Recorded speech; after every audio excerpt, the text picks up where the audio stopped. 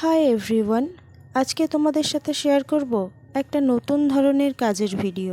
কথায় আছে শীতের কাঁথা আর বর্ষার ছাতা কখনো হাতছাড়া করতে নেই, কিন্তু বর্ষার প্রথম বৃষ্টি পড়ার আগেই গরমের তাপ এতই বেড়ে চলেছে যে ছাতার প্রয়োজন কম বেশি সকলেরই ভীষণ রকম। এই প্রচণ্ড গরম থেকে মুক্তির উপায় হিসাবে আমরা যতই এসি ফ্রিজ ব্যবহার করে থাকি না কেন, কম বেশি আমরা সকলেই জানি এর থেকে প্রধান মুক্তির উপায় হলো প্রচুর পরিমাণে গাছ লাগানো।